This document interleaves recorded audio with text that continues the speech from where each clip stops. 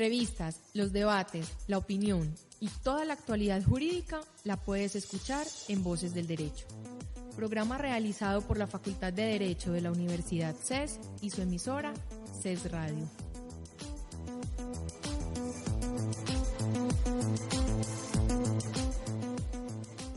Cordial saludo a todos los oyentes que nos acompañan hoy en Voces del Derecho, programa realizado por la Facultad de Derecho de la Universidad CES, facultad que se encuentra en proceso de acreditación en alta calidad, así como por su emisora en internet CES Radio.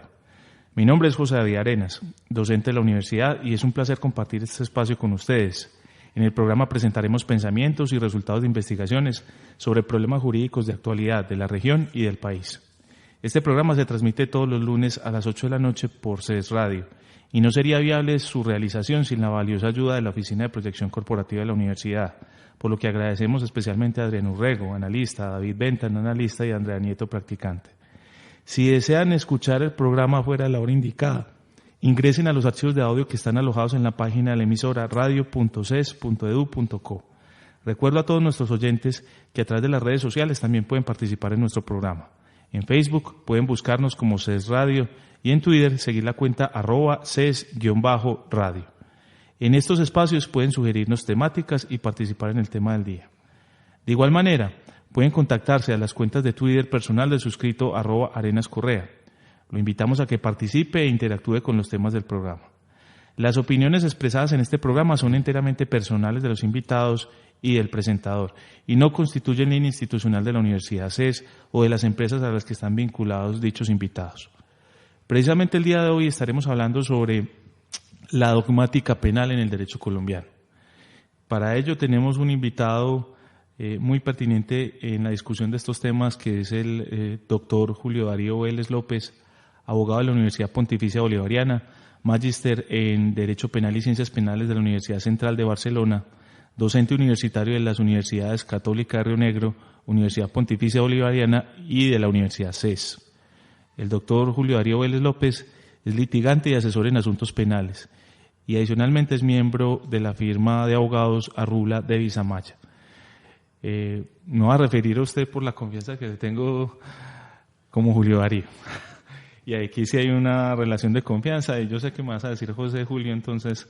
podemos dirigirnos directamente con nuestros nombres. Bienvenido, Julio, ¿cómo has estado? Bueno, muy bien, muchas gracias, muy buenos días, José David, muchas gracias a usted y a la Universidad del CES por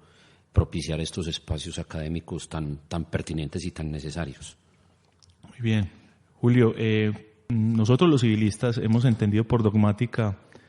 un ejercicio de construcción de sistemas con una función muy didáctica, que pues es legatario de la jurisprudencia de conceptos alemana y de las corrientes de sistematización del derecho continental que surgieron en Europa, y que básicamente tomaba las normas de derecho positivo y de alguna forma creaban estructuras o sistemas que hicieran más explicable ese derecho y más entendible para los usuarios. Yo quisiera saber si el entendido en estos momentos de la dogmática penal es similar, y que nos hablaras un poquito de la evolución que ha tenido esa dogmática. Claro, José David, básicamente en el ámbito del derecho penal, pues hablar de el concepto o de la expresión dogmática pues implica ya, digamos, entrar o hacer referencia a lo que pues a mi juicio constituye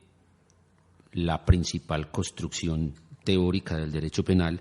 Estoy haciendo referencia concretamente a la denominada teoría de la conducta punible o a la denominada o conocida teoría del delito. Desde el punto de vista dogmático, pensaría yo, pues respetando cualquier posición distinta, que la obra teórica de mayor envergadura conceptual en el ámbito del derecho penal es la teoría del delito, la cual, digamos, es el producto o el resultado justamente del pensamiento dogmático o de la elaboración dogmática.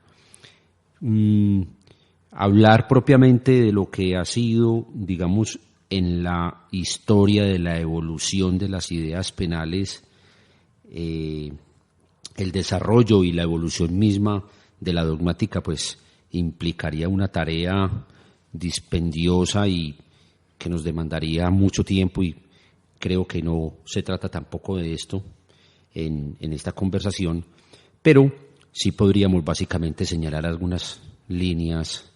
fundamentales. En primer lugar, pues señalar que en nuestro ordenamiento jurídico penal colombiano, en distintas épocas históricas y de distintas formas, ha sido influyente no solamente la elaboración del derecho penal por parte de los pensadores italianos, sino también, y con marcado acento, la elaboración dogmática del pensamiento jurídico penal alemán. Ello pues se ha traducido en que en distintos momentos históricos nuestra legislación penal colombiana de alguna manera ha sido permeada por las ideas de profesores muy importantes de derecho penal, en su momento pues en Italia, en su momento en Alemania, como creo que hoy por hoy es perceptible con lo decisivo que es para el derecho penal colombiano los aportes académicos y teóricos de las doctrinas penales, en este caso alemanas. Bien, entonces creo que hemos sido de alguna manera receptores de toda esa discusión que no solamente es jurídico-penal, valga decirlo, sino que está atravesada pues por variables de tipo histórico, político, cultural, económico, etcétera. Hemos sido receptores de toda esa evolución de las ideas jurídico-penales en Alemania y en Italia. Desde el punto de vista académico, desde el punto de vista universitario, generalmente los profesores de Derecho Penal y de Teoría del Delito exponen ante sus estudiantes pues justamente la evolución del objeto y del método del derecho penal, tanto en Alemania como en Italia, ¿no? Y todo esto a partir de un estudio, digamos, de la norma penal contextualizada en un ámbito sociopolítico, la cual es sometida a un proceso de interpretación, de crítica y de sistematización que, en una visión un poco tradicional, si se me permite, o en un entendimiento tradicional del concepto de dogmática jurídico-penal, serían las tres fases de actuación o de utilización del método dogmático: la interpretación, la sistematización y la crítica. Yo, pues con mucho respeto, considero que después de interpretar no se construye el sistema, sino que se valora, se critica, y la sistematización sería un paso posterior a la crítica, ¿no? Pero como lo decías, José David, justamente a partir de la norma penal positiva, a partir del estudio de la jurisprudencia, a partir del estudio de la doctrina, de lo que se trata es de hacer construcciones teóricas con miras a solucionar los casos y los problemas concretos que tiene que enfrentar diariamente el operador jurídico, llámese juez, llámese fiscal, llámese agente del Ministerio Público, llámese abogado defensor, llámese abogado apoderado de la víctima, etcétera, etcétera, etcétera, de acuerdo al rol que el operador jurídico tenga en la actuación penal. Hay algo muy curioso de lo que dice, y un fenómeno pues que no es ajeno tampoco, por ejemplo, el derecho privado a él. Y ese fenómeno es que en ocasiones, cuando uno en las ciencias sociales estudia el objeto, acaba transformándolo. Y yo creo que en la dogmática pasa, y a eso va dirigida la pregunta, porque uno muchas veces, al menos en la época en que yo litigué en penal, porque le confieso que en sistema penal acusatorio no he litigado, no litigué en el sistema de la oralidad, de sistema inquisitivo pues que existió hace tiempo en Colombia. Al menos uno sí encontraba, por ejemplo, en las audiencias de juzgamiento, y me llegué a hallar a mí mismo presentándole a los jueces argumentos dogmáticos, ¿cierto? Entonces yo quisiera saber, doctor Julio, ¿qué piensa usted? ¿Qué rol tiene la dogmática en el sistema de fuentes del derecho penal colombiano? Una pregunta fundamental, ¿no?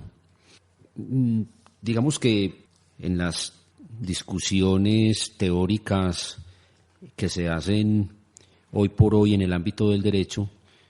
pareciera existir una cierta concertación, por lo menos un cierto acuerdo entre los analistas, y yo diría también entre los dogmáticos, acerca de que especialmente en Colombia el tema concreto de la teoría de las fuentes del derecho ha sufrido unas reconfiguraciones, unas transformaciones que de alguna manera en la discusión actual se apartan mucho de el entendimiento que teníamos de las fuentes, de las denominadas fuentes del derecho, entendiendo como, digamos, fuentes materiales o mediatas la doctrina y la jurisprudencia básicamente, y como fuentes directas o inmediatas la ley, entendida como el producto final, como la síntesis de un proceso legislativo previamente desarrollado por parte de los órganos competentes del Estado, para el caso pues el Congreso de la República, siguiendo el trámite previsto en la Constitución y en la ley para la creación de las normas, el proceso legislativo pues al que hacíamos referencia. Pero parece ser que ese entendimiento de la ley como única fuente directa e inmediata del derecho, y para el caso del derecho penal, hoy por hoy, pues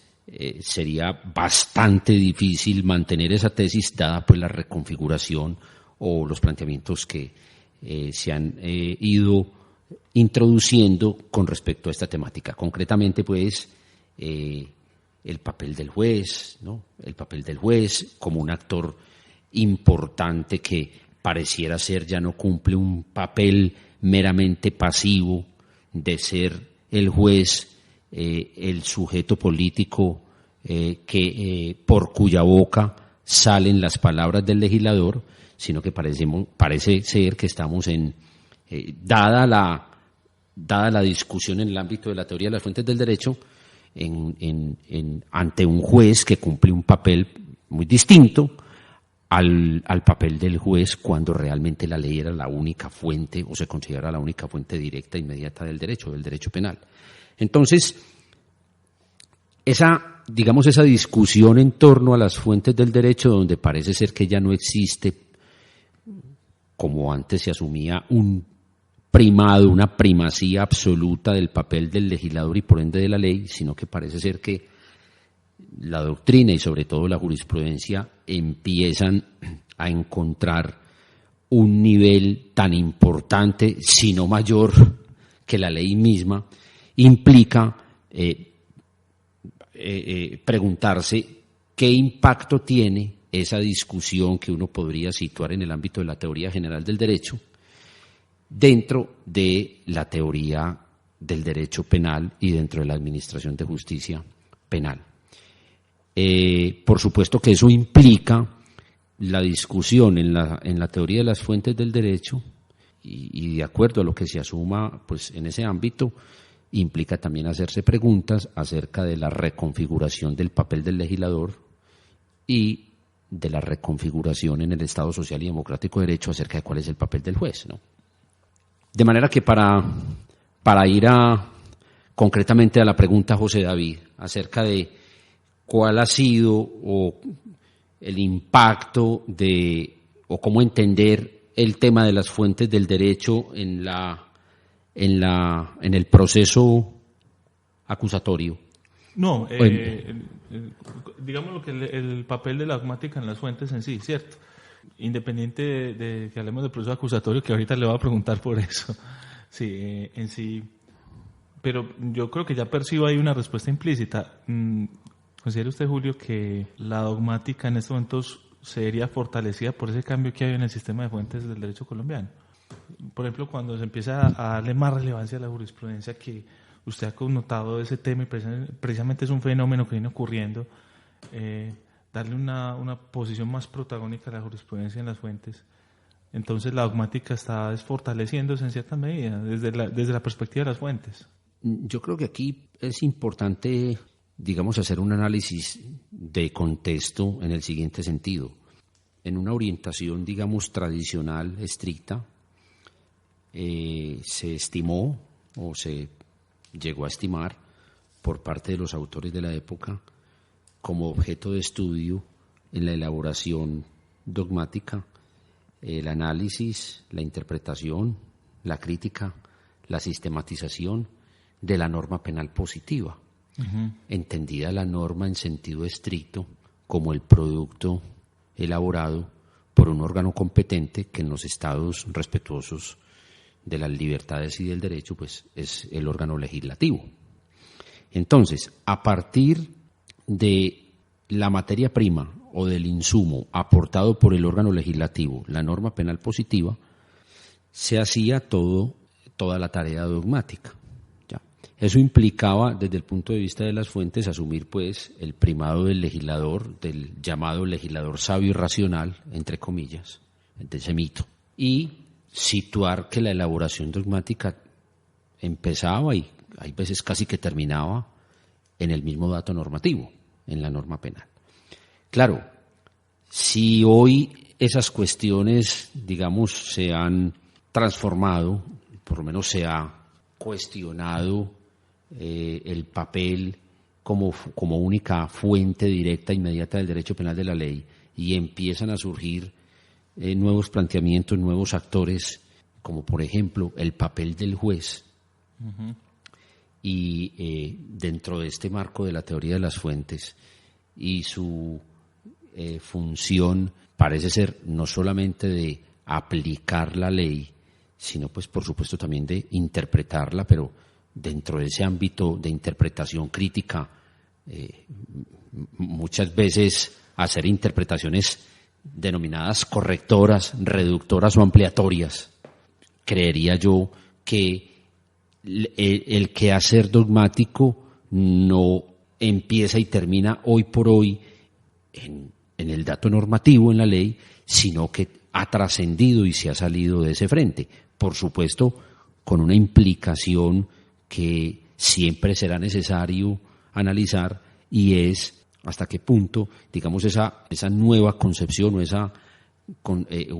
reconfiguración de la teoría de las fuentes del derecho, repito, en la cual lo que se percibe es que no existe ya un primado único del legislador, sino que aparece también el juez cumpliendo un papel muy importante.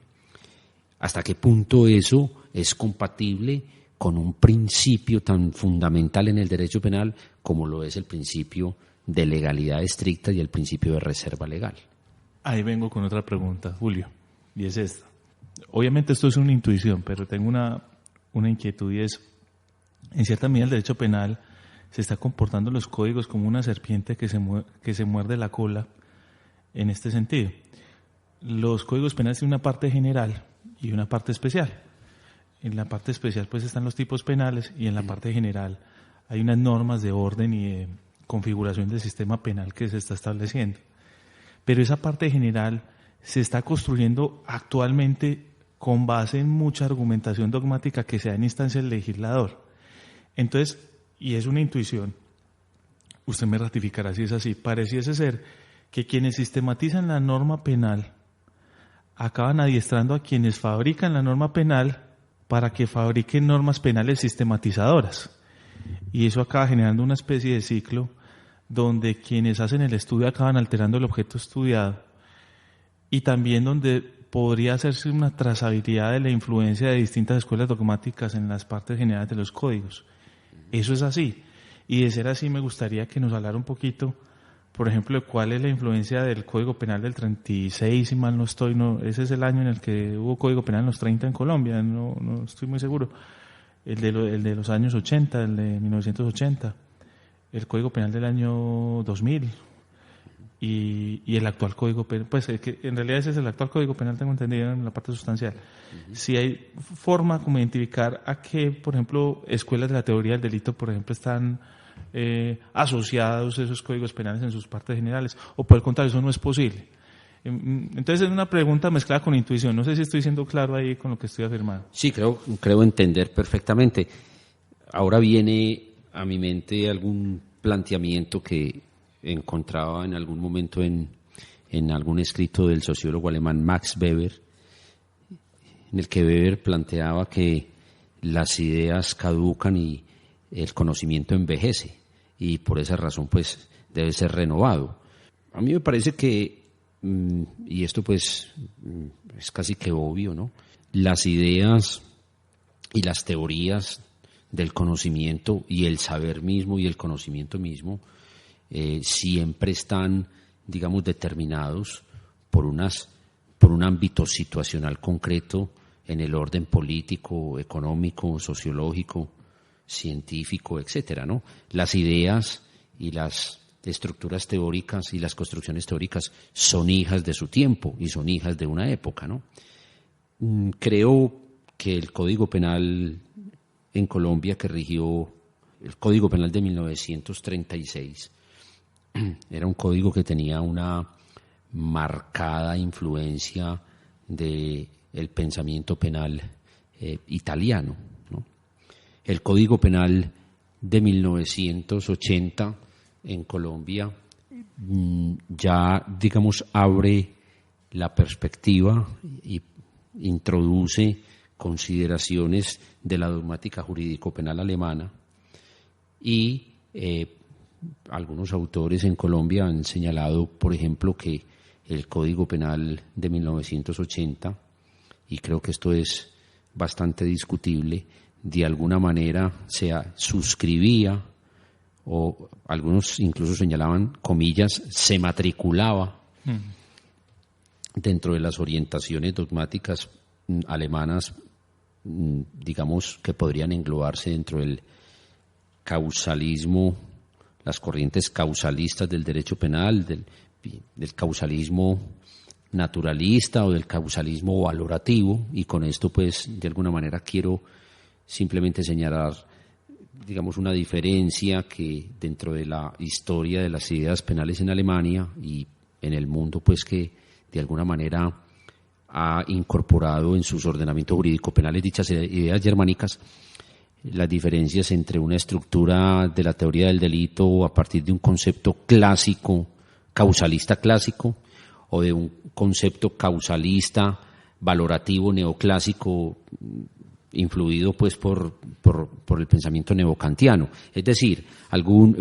para, digamos, concretar, en Colombia hay quienes llegaron a sostener que el Código Penal de 1980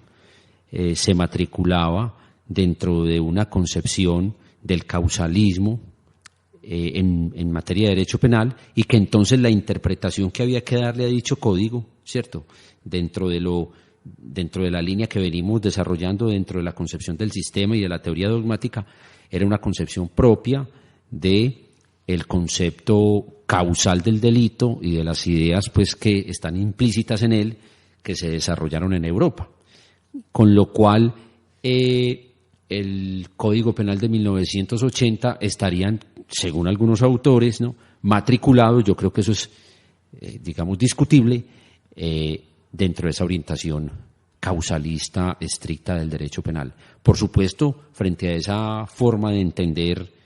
digamos, el ámbito teórico dentro del cual podría enmarcarse el Código Penal colombiano de 1980, se levantaron voces muy importantes en Colombia, por ejemplo la del profesor Fernando Velázquez, quien en distintos trabajos manifestó que el Código Penal de 1980 podía haber incorporado elementos propios de un sistema causal del delito, pero que eso no implicaría que hubiese que matricular el código dentro de esa concepción, y en distintos trabajos del profesor Velázquez pues defendió la tesis de que también había elementos para que el código pudiera ser interpretado desde un esquema finalista. Y con el código del 2000, que es el más reciente, doctor Julio, y después de esa respuesta pasamos a una pausa. Bien, el Código Penal del año 2000, creo yo, sigue en la línea de la influencia del pensamiento penal alemán, ¿no? Creo que los profesores españoles, al traducir las obras más importantes de los profesores de Derecho Penal en Alemania, han cumplido un papel bastante importante, no solamente de traducir, sino de difundir las ideas del pensamiento jurídico penal alemán, y con ello pues de alguna manera se propicia también que los códigos penales de países que no hacen parte de, pues, digamos, del centro, sino que están en la periferia, seamos abiertos, como siempre lo hemos hecho, a estas tendencias del derecho penal contemporáneo, que a mi juicio, para hablar del Código Penal del año 2000, sigue siendo clara la influencia del pensamiento jurídico penal alemán, esta vez ya dentro de concepciones del denominado finalismo en el derecho penal y del postfinalismo o funcionalismo del derecho penal. Bueno, vamos a una pausa. En Voces del Derecho conocerás la actualidad jurídica con la visión profesional y especializada de expertos académicos. Por medio de entrevistas, debates y opinión, se abordan temas sociales en un lenguaje sencillo. Voces del Derecho, programa realizado por la Facultad de Derecho de la Universidad CES y su emisora CES Radio. Bueno, ya teniendo planteada toda esta introducción, yo quisiera poner en contexto un problema que tenemos debido a los trasplantes judiciales que hacemos en Colombia, los trasplantes jurídicos, y es este. Usted nos plantea muy claramente que el Código Penal del 2000 tiene una influencia finalista y también quizás funcionalista. Es un Código Penal, entonces, de todos modos, con influencia continental, marcadamente alemana. Sin embargo, trajimos a Colombia un sistema en materia procesal que es eminentemente anglosajón. En el contexto anglosajón la dogmática no tiene la acogida que tiene el contexto continental, y es un sistema procesal basado en la oralidad y en unas técnicas de juicio y en algunos elementos y construcciones incluso teórico-institucionales, porque pese a que no tienen una dogmática penal, en el sistema anglosajón sí crean instituciones como por ejemplo la teoría del árbol de frutos ponzoñosos y un montón de cosas que van construyendo como instituciones dentro de ese sistema procesal penal. Entonces, teniendo un derecho penal en lo sustancial todavía con cierto ligamen con esa dogmática continental tradicional, y ya viviendo un sistema penal que en cuanto a lo procesal, que tienes un ribete más anglosajón, ¿qué ha pasado en esa amalgama? ¿Qué encuentra usted en el ejercicio, Julio? Sí, una pregunta pues fundamental también. Y yo empezaría preguntándome acerca de si cuando se habla en Colombia de la adopción, comillas, de un denominado sistema procesal penal acusatorio, comillas, realmente la adopción de esa nueva estructura de proceso penal en Colombia obedeció en sus orígenes a una decisión libre, voluntaria y conscientemente adoptada por el legislador colombiano y por el Estado colombiano, después de un previo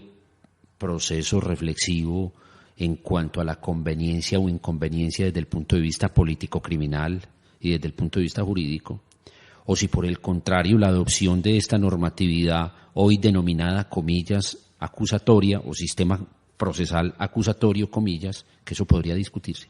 obedece más bien, para decirlo claramente, a una situación de exigencia o de imposición de dicho modelo normativo de enjuiciamiento penal, en todo caso no como el producto pues de una decisión libre, voluntaria y conscientemente adoptada por el Estado colombiano, sino como el producto de una imposición y de una decisión de gobiernos ajenos al colombiano o distintos, que por distintas razones impusieron la adopción de dicho modelo en Colombia. Hay quienes han sostenido en Colombia, y a esto lo planteo simplemente como a título de hipótesis, que la implantación del denominado sistema penal acusatorio en Colombia no es más que el producto o el resultado del cumplimiento de una agenda de trabajo que el gobierno colombiano se comprometió a acatar siguiendo los derroteros del denominado Plan Colombia. Con lo cual, entonces, si esa hipótesis llegase a ser confirmada, pues claramente nos situaríamos dentro de una realidad en la cual el Estado colombiano nunca tuvo la libertad, la posibilidad real de adoptar la decisión de implementar dicho sistema en Colombia, sino que simplemente cumpliendo órdenes o agendas de trabajo pactadas con el gobierno de los Estados Unidos, lo que hizo fue ejecutar dentro de esa agenda de trabajo algo que ya estaba previa y deliberadamente trazado por parte del gobierno norteamericano. Pero claro, nos encontramos ante dos tendencias, o mejor, ante dos concepciones del derecho y concretamente del derecho penal y procesal penal distintas. La concepción que ya hemos venido esbozando de la concepción continental europea, de la que somos legatarios, ¿no? Y con marcado acento en el ámbito del derecho penal, de las concepciones del derecho penal alemán, en la parte, digamos, sustancial del derecho penal sustancial o del derecho penal material, versus lo que sería un modelo de sistema procesal penal de origen norteamericano, o en todo caso de un origen y de una raíz muy distinta a la continental europea. Con lo cual, pretender amalgamar dos concepciones tan distintas que históricamente han surgido en en ámbitos situacionales desde el punto de vista cultural, político, económico, científico, tan distintos. Y en un país como el nuestro, tan particular, tan complejo y que pues claramente el fenómeno de nuestra ajeneidad antropológica frente a la situación de Europa y frente a la situación norteamericana, pues definitivamente nos pone en un escenario bastante particular y bastante complejo o con respecto a la relación derecho penal material, derecho penal sustancial y derecho procesal penal. Ya. Claro, porque son concepciones del derecho, pues como lo hemos anotado, distintas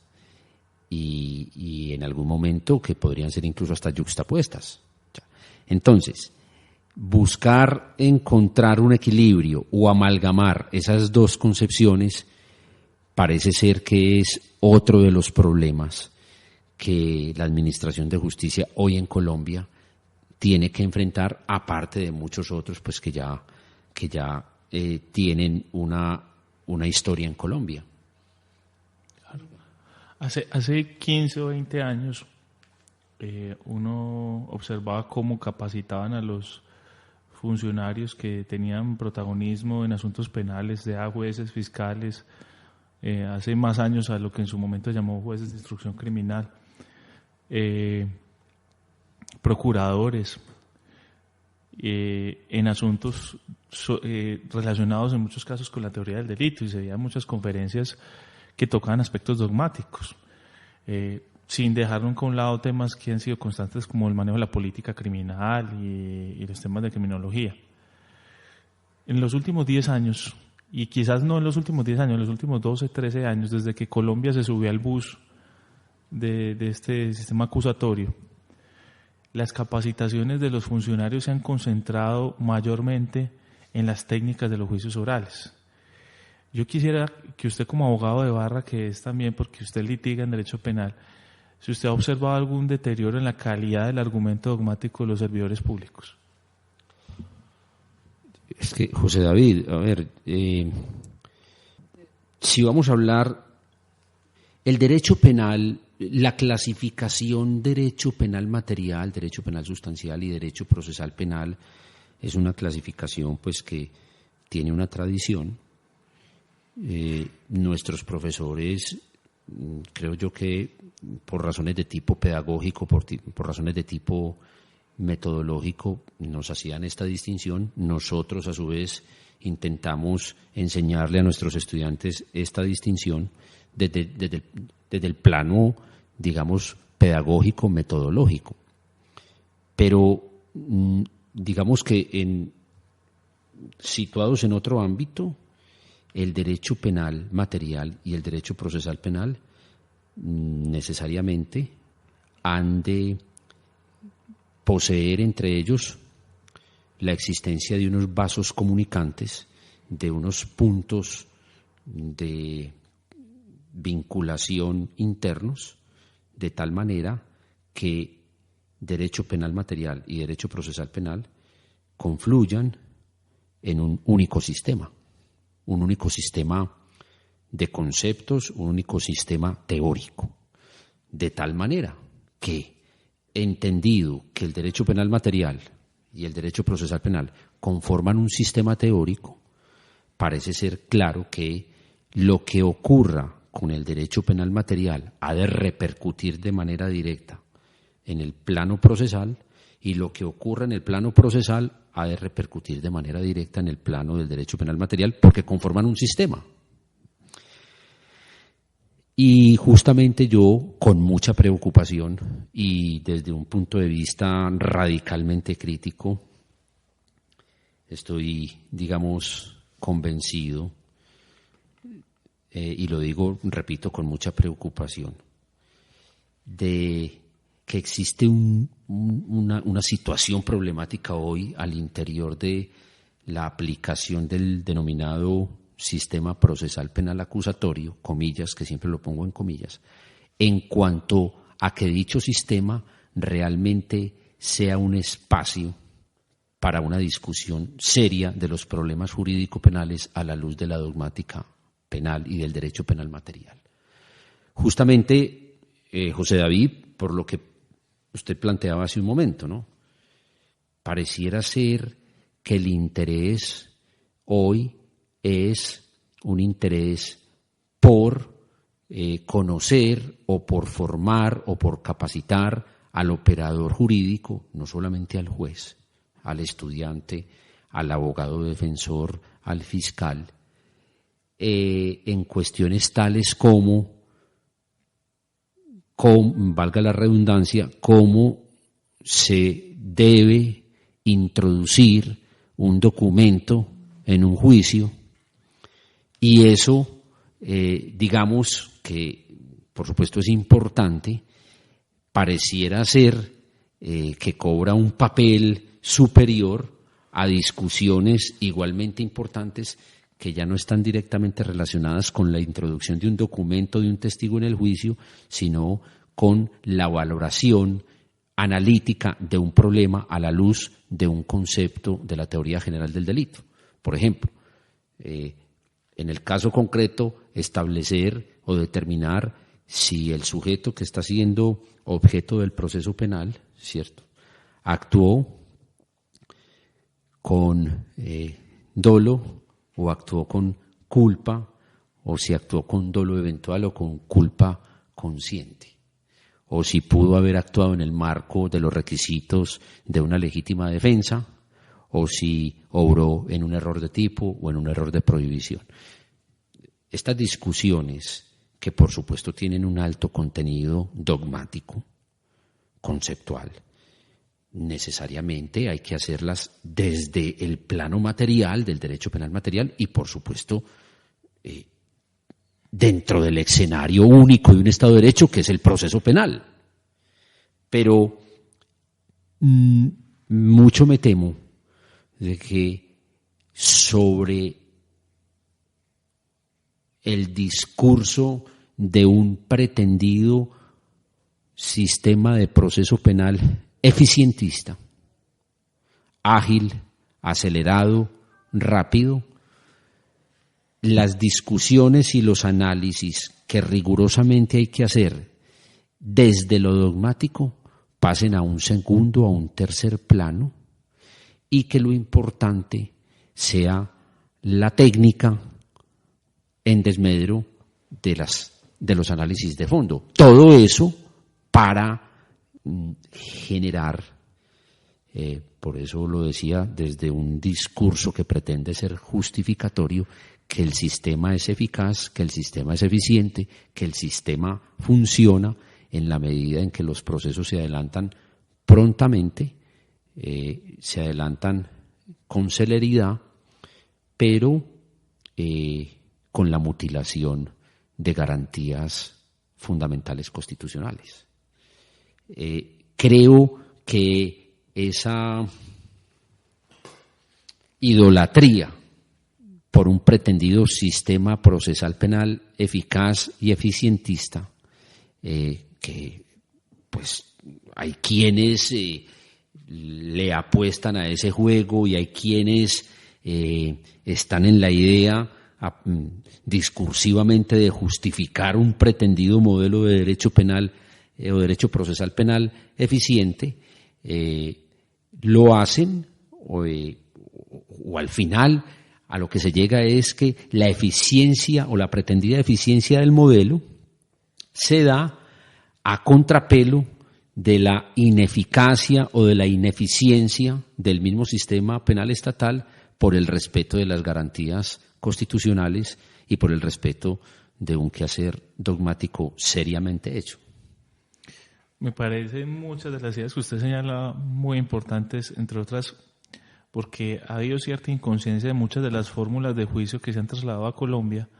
del por qué surgieron. A veces cuando se hace un trasplante normativo no se tiene en cuenta la función que tiene la institución que se está trasplantando, el por qué nació. Por ejemplo, la técnica con la cual se introduce una prueba en un juicio depende mucho si el juicio es de juez o es un juicio de jurado. En ocasiones la forma de introducir la prueba tiene ciertos rigores mayores porque hay un jurado presente que nunca ha conocido el caso, que no ha podido percibir la prueba, que no ha tenido control sobre la cadena de custodia, que no ha podido ver el expediente. Y a veces se nos olvidan muchas de esas cosas, ¿cierto? Entonces se trasplanta una institución que resolvió unos problemas concretos que de pronto aquí no existen. Por ejemplo, en Colombia no existe el juicio de jurados en materia penal. Y eso pues también hace languidecer la formación en aspectos que sí habría en cualquier delito que todos tienen que ver con la evaluación del grado de culpa del autor, con circunstancias especiales, con el nexo causal, con todas las instituciones que se han fabricado en torno a la teoría del hecho punible. Y entonces ahí vienen más preguntas. En estos momentos, yo no sé, es una opinión personal y si quiere me corrige Julio, aquí hemos tenido varios invitados penalistas y a todos les he hecho la misma pregunta y no se la va a dejar de hacer a usted. Yo tengo una inquietud en el corazón y es con la prueba de contexto. Y se lo voy a meter en una entrevista que tiene que ver con dogmática, pero a mí me parece que es un problema o un asunto que vale la pena tratar desde todas las ópticas del derecho penal. La Fiscalía ha venido haciendo un esfuerzo desde hace varios años con una unidad de análisis y contexto. Y también pues se pretende introducir esta prueba en la reforma que actualmente se está planteando a ese sistema que usted llama muy bien, entre comillas, acusatorio. Ahorita aclaramos lo de las comillas para los oyentes y me cuente el porqué, que me parece muy interesante que lo diga.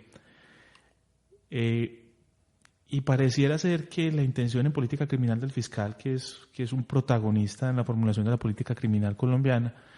es introducir con toda la fuerza esa prueba de contexto. Esa prueba de contexto puede tener alguna afiliación dogmática con el funcionalismo, por ejemplo, o con alguna de las corrientes sobre la teoría del hecho punible. Y en segunda medida, ¿qué también encaja esa prueba de contexto en un juicio acusatorio adversarial, donde el Estado es un adversario, donde el Estado está en desigualdad de condiciones con quien está siendo procesado? Ya no estamos en un sistema inquisitivo, ya el procesado tiene que valerse de sus propios medios de prueba frente a un Estado que tiene toda la capacidad para desarrollar esa prueba de contexto. José David, yo antes de hacer referencia pues a ese cuestionamiento, quisiera, digamos, conocer un poco, precisar un poco, cuando se cuando se hace referencia a la prueba de contexto, ¿qué contenido le das a ese concepto? Para que no terminemos discutiendo analizando sobre palabras, sino sobre problemas y quizás sobre conceptos. Claro. Lo que pasa es que obviamente estamos hablando en un plano conjetural de lo que se viene en la reforma y habrá que ver qué acaba después de unos debates en el Congreso, pero pareciera ser que las investigaciones que se hacen sobre circunstancias, por ejemplo, en cadenas de mando, supóngase un grupo armado al margen de la ley, pero también supóngase un grupo militar. Uh-huh. Informes que se hagan en unidades de análisis estadístico, unidades que recopilan información, que llegan a ciertas conclusiones con base en estadísticas recolectadas, pero que no están soportadas en la dura prueba de un juicio, que es que la prueba de un juicio resiste un adversario, que controvierte, que está ahí para dañarme la prueba y para pasarla por la prueba de fuego, sino que están basadas más en estudios, en investigaciones, que pueden ser muy serias, y que están sometidas en algunos casos al método científico,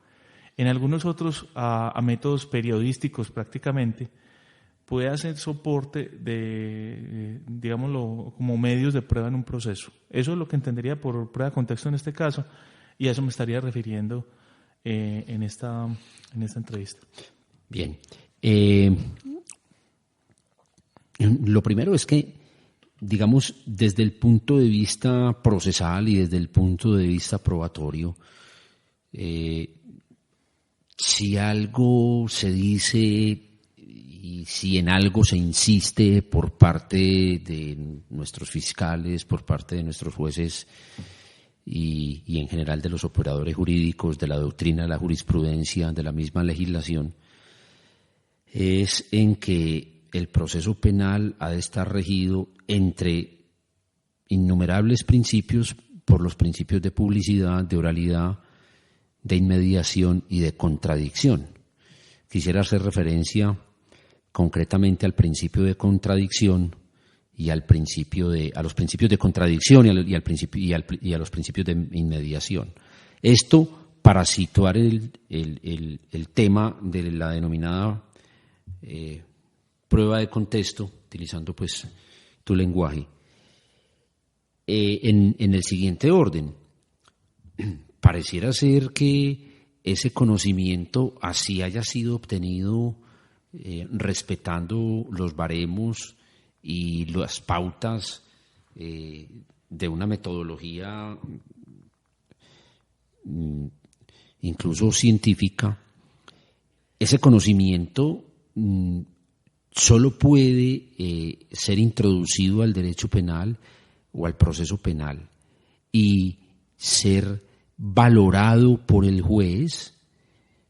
única y exclusivamente cuando se hayan satisfecho unos determinados procedimientos, unas determinadas exigencias,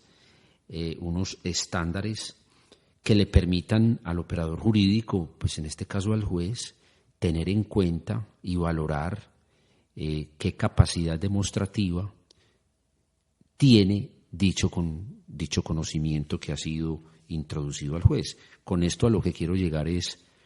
a situaciones concretas como las siguientes. Existe un estudio, existe una investigación elaborada por unos investigadores muy serios en una determinada materia que han utilizado métodos aceptados por la comunidad académica para hacer sus investigaciones y para llegar a unas determinadas conclusiones en determinado ámbito del saber. Esas conclusiones, esas investigaciones, ese conocimiento se quiere introducir o se pretende hacer valer en un proceso. Bien, ¿de qué manera lograr introducir ese conocimiento? ¿Cómo puede ese conocimiento fundamentar una decisión del juez? Es algo que tenemos que responder ciñéndonos a principios ya desde lo probatorio, tales como el principio de contradicción, el principio de inmediación. De tal manera que si esa denominada para que esa denominada prueba o elemento material de contexto pueda tener capacidad persuasiva o demostrativa o valor probatorio en una actuación, en un juicio penal, tendría que satisfacer los principios que regulan la audiencia de juicio oral en materia probatoria: principio de publicidad, principio de inmediación, principio de contradicción de la prueba. De lo contrario, creo que ese conocimiento introducido al juicio no tendría que ser valorado por el juez en la medida en que no estaría cumpliendo esos estándares y esos requisitos exigidos por la misma legislación procesal penal. Ahora bien, yo quisiera aquí señalar lo siguiente: se habla de prueba de contexto generalmente para relacionarla con ciertos conflictos sociales, tales como, digamos, la delincuencia organizada, donde por la forma en que se da la aparición de la conducta punible, esa fenomenología, ¿no? Esa expresión de la conducta punible, pues uno percibe que son conductas que tienen, desde el punto de vista estructural, las características de que son conductas en las que son realizadas mancomunadamente por un número plural de sujetos. Voy a terminar esto. Hay una idea fundamental en el derecho penal, un principio en el derecho penal, que es el principio de la responsabilidad personal. Yo diría de la responsabilidad personalísima, según el cual la responsabilidad penal es siempre una responsabilidad que debe ser atribuida a una persona natural, individualizada, identificada, y principio que no permite la transmisión o la transferencia de responsabilidad penal de una persona a otra. La responsabilidad penal es una responsabilidad individual. Sin embargo, en la conducta punible es posible que sea realizada por dos o más personas. Cuando una conducta presuntamente punible es realizada por dos o más personas, surgen varias preguntas. Por ejemplo, ¿quiénes son los autores? ¿Quién es o quiénes son los autores? ¿Quién es o quiénes son los partícipes? Sobre este tema pues podríamos hablar en otro programa de autores y partícipes en derecho penal, pero lo que quiero decir es que yo entiendo que la teoría del delito es una teoría que lo que pretende es dar un instrumento al operador jurídico para administrar justicia. La teoría del delito es una teoría para la distribución de la imputación de la responsabilidad penal, de tal manera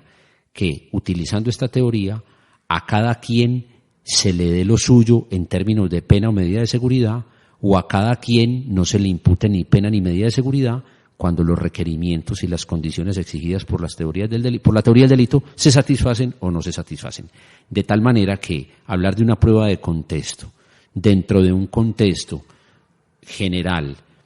sin distinguir autores y partícipes y distintos grados de intervención en la conducta punible, creo que no solamente es un despropósito desde el punto de vista procesal, sino también desde el punto de vista dogmático. En aras, antes de ir a una pausa y en aras de transparencia intelectual, quisiera pues como también advertirle, eso es una conjetura personal en cuanto a lo que he visto que ha venido evolucionando en la Fiscalía desde el año 2012. Primero, la creación de la unidad de análisis y contexto. Segundo, los mecanismos y las investigaciones que adelantó esa unidad, por ejemplo, haciendo correlaciones estadísticas entre el número de atentados, por ejemplo, a la infraestructura de un determinado contexto territorial y la supuesta presencia de frentes guerrilleros en esa zona, por decir algo. Sin existir pruebas materiales directas, como simplemente por correlaciones estadísticas la unidad va construyendo con análisis criminalístico documentos donde llega a una serie de conclusiones. Esto muy probablemente sea útil para un proceso de paz y para un tema de justicia transicional, pero viene recientemente una propuesta de Fiscalía, una reforma muy amplia al Código de Procedimiento Penal, y no está muy claro esos resultados de esas unidades de análisis y de contexto que queden limitados solo a grupos o, como usted lo decía, estructuras organizadas como las estructuras criminales. Por demás, entre otras, yo veo muy difícil para un muchacho que vive en un combo en un barrio popular poder discutir los resultados de un grupo de análisis estadístico de la Fiscalía que lleva años trabajando y que sacó un documento hace 2 o 3 años diciendo que el combo A es el que lleva a cabo los fleteos, las extorsiones y las delincuencias en esa zona de la ciudad, y que está compuesto por jóvenes que tienen entre los tantos y tantos años, y él quedar afiliado a ese combo y acabar de pronto siendo acusado o bien sea de concierto para delinquir o de algunos otros tipos penales conexos con las denuncias y hechos que se han ido dando en la zona. ¿Cómo hace un individuo en un proceso acusatorio para pelear contra esa superestructura estatal? Esa es como por supuesto, quizá esta pregunta quizás tenga algo ideológico y quizás tenga un sesgo personal,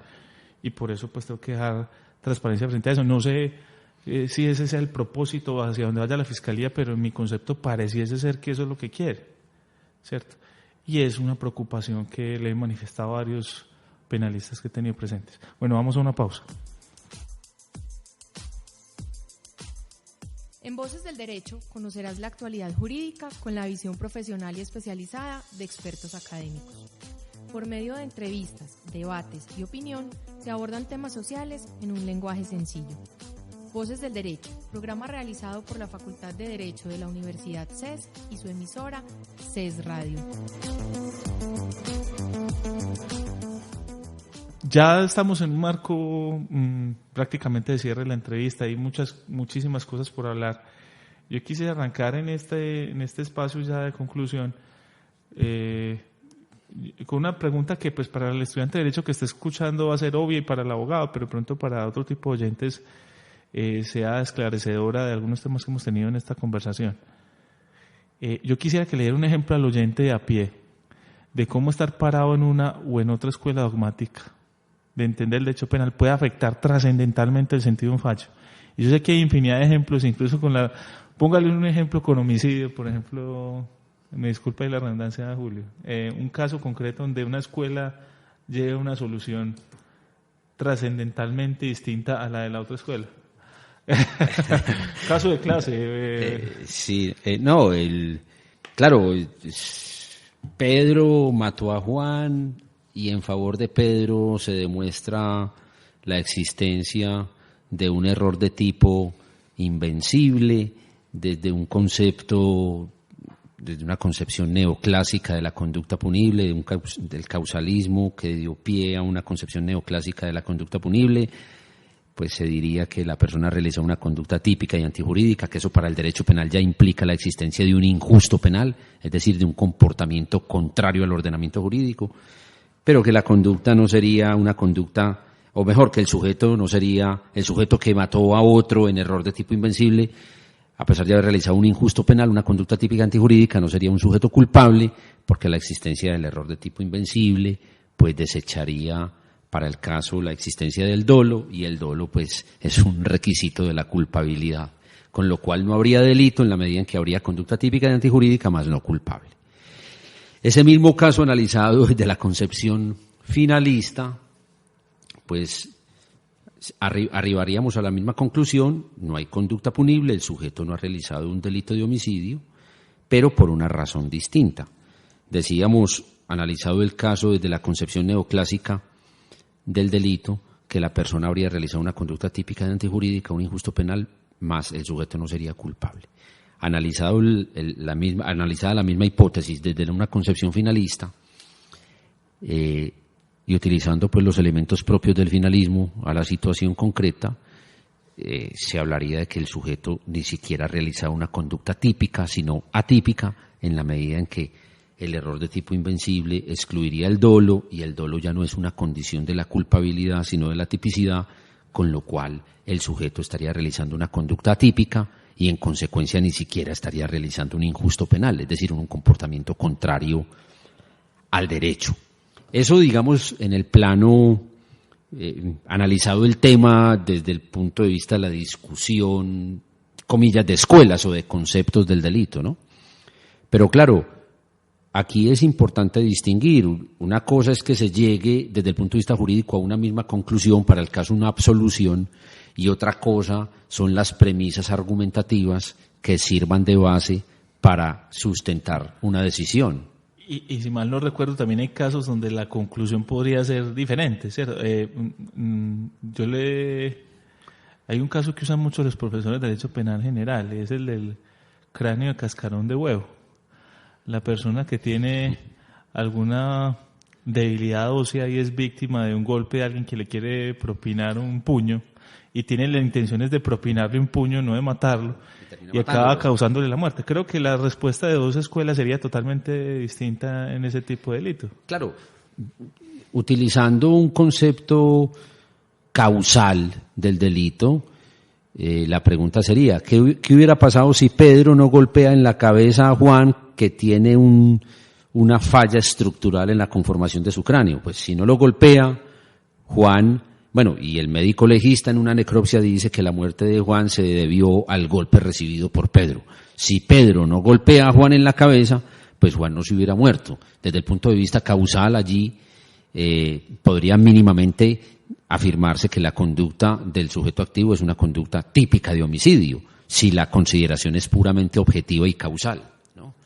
Pero si la consideración, además de poseer una valoración causal objetiva, debe hacerse también de acuerdo al contenido de la voluntad, cuál era la finalidad del sujeto, pues en este caso habría que decir que la conducta es atípica de homicidio, porque si bien es cierto desde el punto de vista causal, la acción de golpear la cabeza fue lo que produjo el resultado, es también claro que la voluntad del sujeto que golpeó no era la de matar, sino la de, por ejemplo, lesionar, con lo cual entonces no se satisfacerían los requisitos de el tipo desde una concepción, por ejemplo, finalista de la teoría del delito, y en ese caso no se podría hablar de homicidio doloso, a lo sumo de un eventual homicidio imprudente, creo yo que tampoco de una tentativa de homicidio, porque el dolo no era de matar, era, digamos, a lo sumo de lesionar, ¿ya? O eventualmente de un homicidio preterintencional, es decir, una conducta inicialmente dirigida, dolosamente dirigida a unas lesiones, pero que termina en virtud de una culpa, produciendo un resultado que excede la intención de la gente, la muerte. Y la diferencia serían años de prisión. Allí está la suerte del derecho penal. Discutir estas cosas desde el finalismo, desde el causalismo, desde el funcionalismo es importante, pero claro, siempre sobre la base de que las decisiones en el derecho penal implican restricción y afectación a la libertad del sujeto, y es allí donde se juega la suerte del derecho penal. Bueno, yo quisiera que nos diera algún mensaje, Julio, ya concluyente sobre esta entrevista, sobre el estado actual de la dogmática en Colombia, también en conexión a otros saberes penales que en últimas, como usted muy bien lo señaló aquí, hacen parte de un mismo sistema que tiene vasos comunicantes. ¿Qué reflexiones le quedan? ¿Qué piensa para el futuro? ¿Y qué le espera a la dogmática en el estado actual de cosas y en el desarrollo que puede venir frente al sistema procesal penal? Bien, José David, yo de alguna manera, probablemente esté equivocado, desde hace mucho tiempo pues pienso que de alguna manera para el operador jurídico decidir los casos concretos en el ámbito del derecho penal puede ser más confortable utilizando argumentaciones propias del derecho procesal que argumentaciones de tipo dogmático. Es decir, si el operador al momento de motivar una decisión judicial quiere hacerlo desde lo dogmático, pareciera ser, y probablemente esté equivocado, esto lo digo pues es una mera intuición, pareciera ser que las exigencias de justificación argumentativa, cuando se va a razonar desde lo dogmático, tienen un estándar más alto de complejidad que cuando se va a razonar a partir de premisas de tipo procesal. Entonces, no sé hasta qué punto el sistema también esté provocando que las decisiones judiciales sean en muchos casos decisiones en las que se tienen en cuenta instituciones o conceptos procesales, cuando es que se tienen en cuenta, en desmedro de consideraciones de tipo dogmático, porque motivar una decisión judicial de lo dogmático pues implica un proceso argumentativo muy exigente, muy profundo, que exige como presupuesto epistemológico mucha destreza y mucho conocimiento y destreza de la dogmática jurídico-penal. Entonces se encuentran decisiones en las cuales el operador jurídico dice este proceso se resuelve porque hubo un vencimiento de términos o porque este elemento material probatorio no fue introducido siguiendo las reglas propias para ser introducido y se tomó una decisión condenatoria o absolutoria dependiendo del caso. Cuando en el mismo caso podría echarse mano a argumentos de tipo dogmático, distintos a los probatorios, distintos a los argumentos de técnica, para condenar o para absolver al sujeto. Por ejemplo, que el sujeto obró sin dolo, sin culpa. ¿Ya? Pero como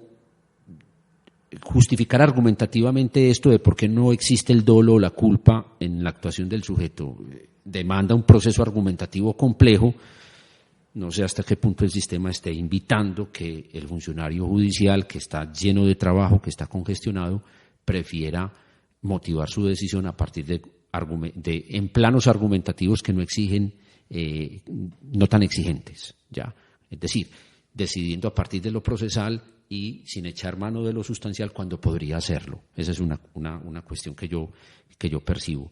Sobre todo, José David, teniendo en cuenta que las decisiones se toman en el curso de la audiencia, dentro del trámite de la audiencia oral y pública. Entonces, las posibilidades que tiene el juez o el operador judicial mejor para decidir allí si va a echar mano de argumentaciones dogmáticas probablemente sea más complejo que si va a echar mano de consideraciones estrictamente procesales o probatorias. Lo segundo, y pues es digamos como la cosmovisión que tengo frente al tema, de un total escepticismo.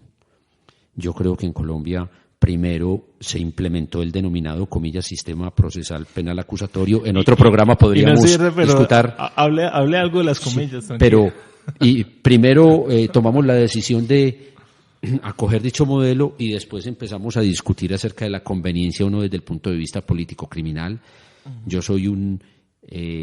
escéptico frente a la real capacidad operativa de este sistema ya desde lo empírico. Creo que en algún momento, si no es que ya... ¿Usted aceptaría una invitación a un programa que vamos a hacer sobre congestión judicial para tratar ese tema? Gustosamente. Ya quedó comprometido. Gustosamente.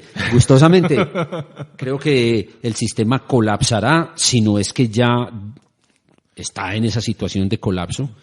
Y esta pregunta acerca de qué es lo que el proceso penal procesa es una pregunta que es una respuesta que tenemos que discutirla, porque pues si vamos a hablar en términos de un proceso penal eficientista, pues es una cosa,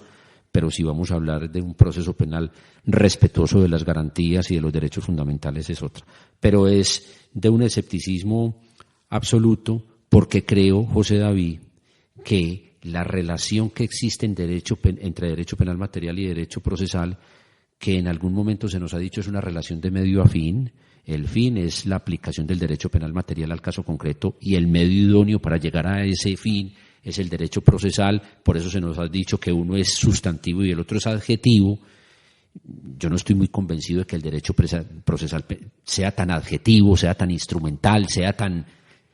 en esa relación con el derecho sustancial se pueda minusvalorar tanto. Creo que el derecho procesal también es muy importante y no tendría por qué ser accesorio o instrumental o adjetivo al sustancial, pues, pero eso lo podemos discutir luego. Si esa es una relación de medio a fin o es una relación a través del cual en el proceso penal lo que se quiere es lograr la aplicación del derecho penal material al caso concreto, me parece que estamos en un desajuste del sistema absoluto, porque tenemos un sistema penal material de una tradición jurídica concreta y un sistema procesal penal que responde a una tradición jurídica también concreta, pero muy distinta. Hay una relación allí, hay allí una fisura muy grave dentro del sistema. De tal manera que si no operan como sistema, derecho penal material y derecho procesal penal, creo que tenemos una grave situación de tipo estructural en la administración de justicia en materia penal. Y ya que terminamos prácticamente, la última cosa que quiero aclarar. Usted ahorita se refiere a que el sistema oral, al sistema penal acusatorio, tenía por finalidad pues lograr la eficiencia, la celeridad, etcétera. Pero lo que está diciendo, concluyo que usted está en la posición en que no logró ese sistema, esa finalidad. No lo logra. Yo soy un escéptico absoluto, por eso lo decía ahorita. Yo no creo que colapsará, si no es que ya lo está haciendo. Lo que pasa es que el colapso, aunque sea visible, todavía no alcanza, pareciera ser, los niveles de catástrofe que se necesitan para que definitivamente lo enterremos. Pero creo que paulatinamente, con el paso del tiempo, llegará un momento en que será absolutamente intolerable mantenerlo en la forma en que está operando. Bueno, muchas gracias, Julio, y te esperamos como invitado en ese programa que vamos a hablar de la congestión a nivel general. Vamos a hablar de congestión tanto en el derecho privado como congestión en el derecho penal. Para nosotros ya tiene proporciones bíblicas la congestión que tenemos en estos momentos en Colombia, y queremos hacer un programa sobre ese tema. Vamos a tener invitados de la rama judicial. Entonces, como abogado litigante que eres en penal, nos gustaría que estudies. Muchas gracias a la Universidad del CES, a la Facultad de Derecho, a usted, José David, y a todas las personas que hacen posible este programa. Muchas gracias. En Voces del Derecho conocerás la actualidad jurídica con la visión profesional y especializada de expertos académicos. Por medio de entrevistas, debates y opinión, se abordan temas sociales en un lenguaje sencillo. Voces del Derecho, programa realizado por la Facultad de Derecho de la Universidad CES y su emisora CES Radio.